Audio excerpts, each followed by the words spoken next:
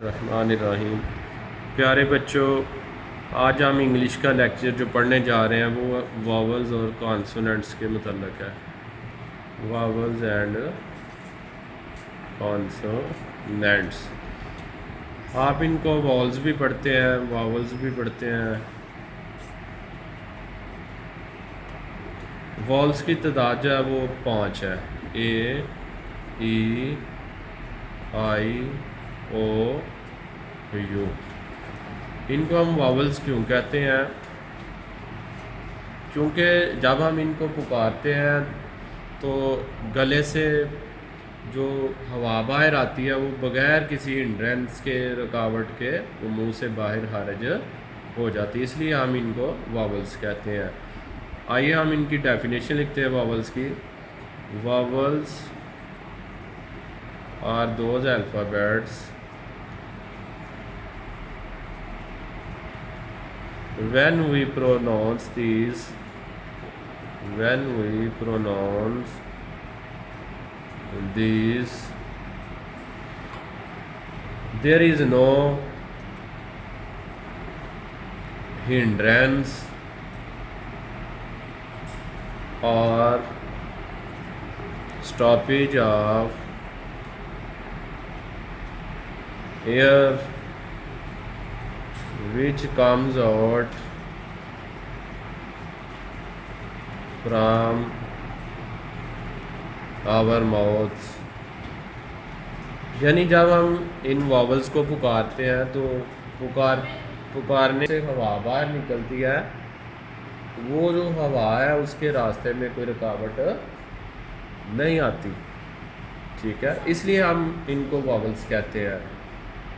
दूसरे लफ्ज़ों में हम ये भी कह सकते हैं कि वॉवल्स को पुकारते वक्त मुंह के कोई से दो आर्टिकुलेट्स वो आपस में टच नहीं करते। वॉवल्स को पुकारते वक्त होंठ का कभी भी, आपके होंठ कभी भी ज्वाइन नहीं करेंगे। जब होंठ ज्वाइन नहीं करेंगे तो ज़ाहिर फेफड़ों से आने वाली जो हवा है या मुंह से आने वाली हवा, उसके रास्ते में कोई ब्लॉकेज नहीं आएगी। अब हम कॉन्सोनेंट्स की तरफ चलते हैं।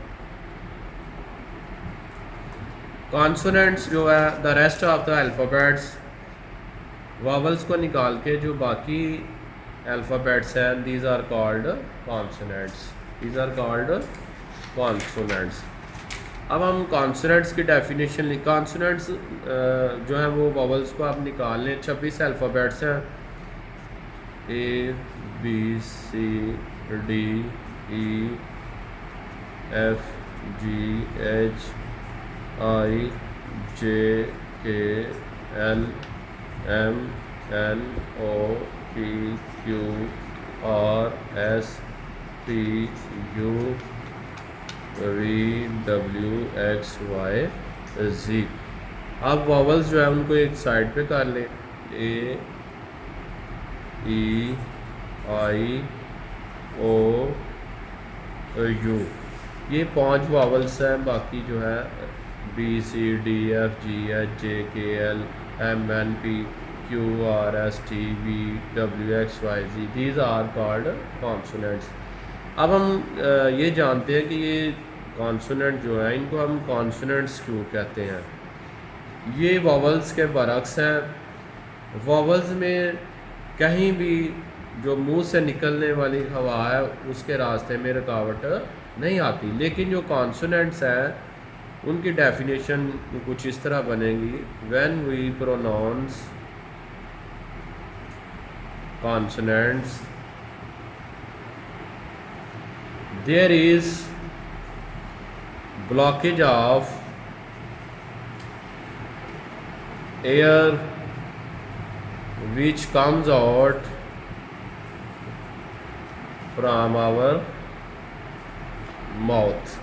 यानी जब हम कॉन्सोनेंट्स को अदा करते हैं, प्रोनाउंस करते हैं, तो मुंह से निकलने वाली जो हवा है या फेफड़ों से आने वाली जो हवा है उसके रास्ते में रुकावट पेश होती है। कहीं ना कहीं मुंह के दो हिस्से आपस में ब्लॉकेज का वो एक स्टेप पैदा करते हैं, वो होंठ हो सकते हैं, ज़बान तालू से लग सकती है, यानी कोई दो आर्टिकुलेट जो है मुंह के वो दोनों आपस में टच करेंगे तो एक उसर से लम्हे के लिए आपके मुंह से आने वाली या फेफड़ों से आने वाली हवा के रास्ते में रुकावट आएगी।